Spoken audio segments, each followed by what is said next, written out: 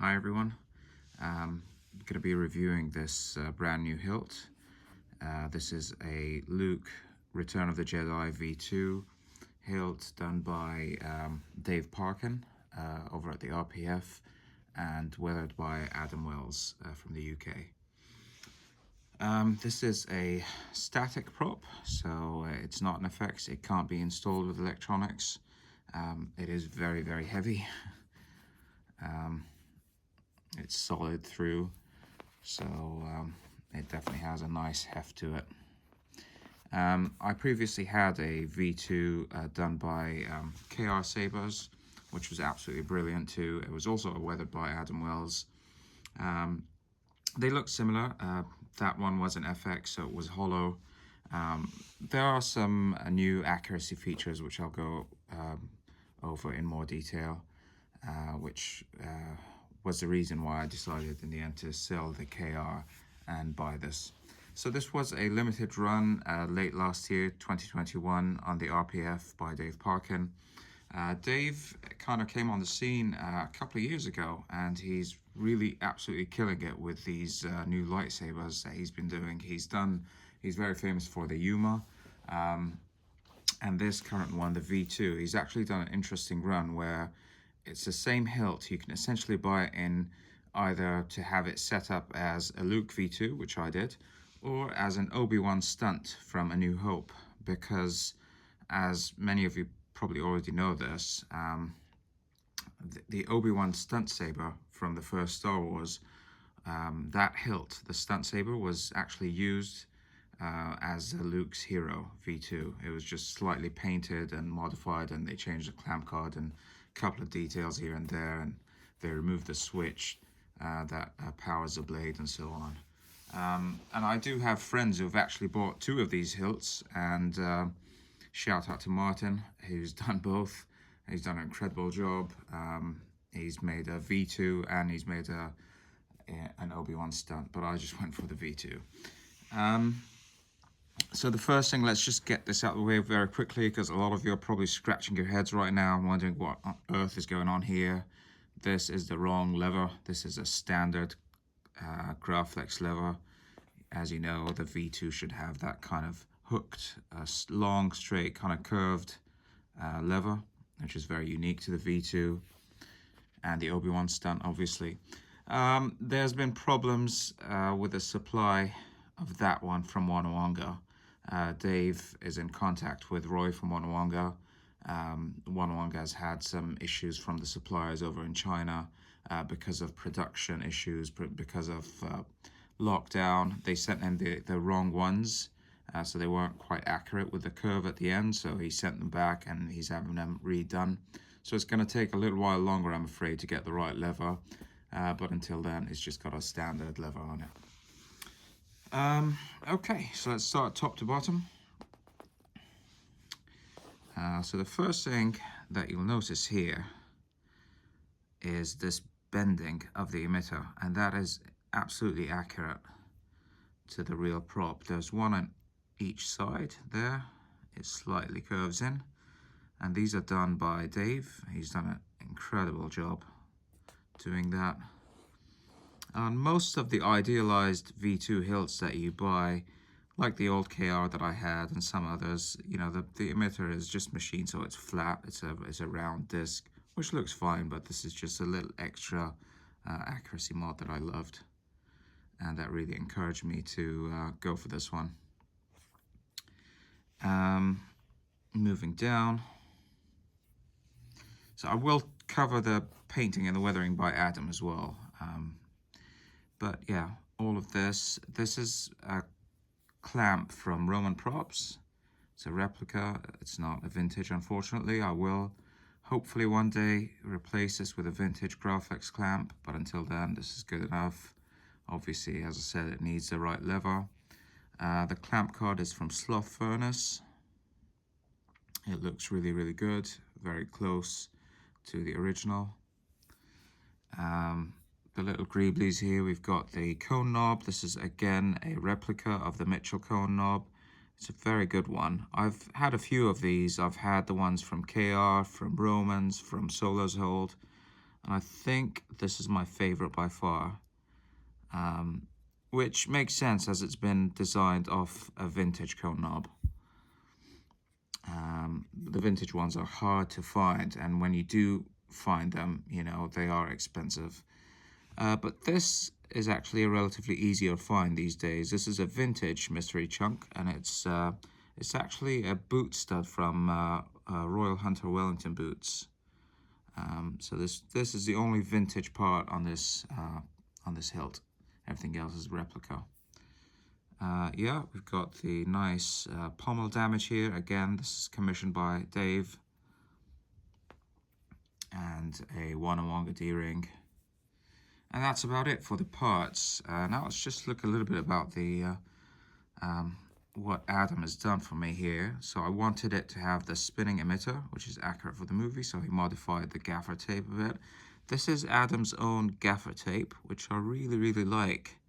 Because again, I've seen some gaffer tapes by Trooper Trent and some others, which also look good, but I feel like this is, to me, the texture and it's just the right color, I think. Yeah, so gaffer tape is done by Adam, and he's wrapped it around. In the previous one, I had like a 3D printed plastic kind of sleeve that goes around the neck, and then you wrap the tape around it. But I kind of prefer this because it's just like the real prop. There's no extra pieces added. All these, you know, I wish I had better lighting just to show you what a beautiful job Adam's done with the painting here. I'm really sorry about that, but you will see that there's different shades. So you can most clearly see it here in the booster. It's such a nice dark shade of gray. And over here on the pommel, it's not quite as dark as the booster, but there's definitely some nice darkening there that he's done. All these scratches I've requested, these are all accurate. That diagonal scratch there on the pommel cube, as opposed to here on the rings and on the emitter, it's not as dark as further down. Obviously we've got that airbrushed strip of black there running across, that chipped nipple. These are all sort of more recent discoveries which make this V2 a lot more accurate. Very nice shade of brown here on the neck. I highly recommend Adam Wells from Wells Weathering for all your V2s. He's very experienced with these. He's told me that for the first time, the Grenade have come with their own individual stencils for these, which he had to do by hand before, so it was painstaking and it wouldn't have been as accurate as this. So now there's stencils for each of these rings, so it's made his life a lot easier, and it obviously comes out looking really, really good. I mean, look at the detail between each of those rings on the Grenade, and also a little bit of weathering. I don't know if you can see it. I'll try to zoom into it a bit. It almost looks like there's sort of a dust. Yeah, you can kind of see it there between the rings. It just adds a little bit of an aged appearance to it, which is fantastic. The only thing I'm not sure of is this step right here between the end of the Grenade and the top of the clamp. I've looked at pictures of the prop. I feel like this might be just a little too wide. I feel, but it may be a trick of the I'm not sure. But yeah, overall, you know, it looks fantastic. Roman Graflex clamp, as I said. These dings and scratches were done by Adam to match the original reference material. The nut here, the square nut, has been harvested from the inside bar. So it looks really nice. It's nicely kind of aged. So I will be keeping this to use with the lever when I eventually get it. but I'm not sure I will stick with this clamp. I'm not a huge fan of these machining marks there, all those like horizontal lines that you see there from when the clamp obviously is bent. I feel like I've seen, sorry, no offense to anyone, but I'm a massive Roman props fan, but I do prefer my TGS clamps to this one. I may have just gotten a bad one, or I'm not sure. But either way, you know, hopefully I'll swap this to a vintage one day. Booster, again, we've talked about this. Really, really nicely shaded. And now here is my favorite new thing, which I didn't have before. You notice that little bluish thing there above the mystery chunk? That's a fishing line that's been wrapped around and tied in a knot right here. And this was present on the original prop because it's what Mark Hamill used to sort of grab.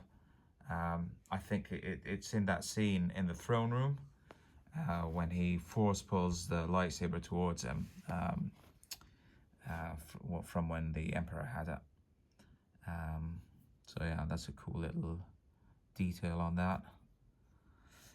All these machining marks are obviously these stampings and scratches, and these were on it already. It comes like that from Dave, and it's supposed to be like that. That round, that's accurate. This, I asked Adam to do that. The pommel damage was already done by Dave as part of the commission. Yeah, Wannawanga D-ring. That's it, really, for now. So, hopefully, just it needs an accurate lever from Wannawanga.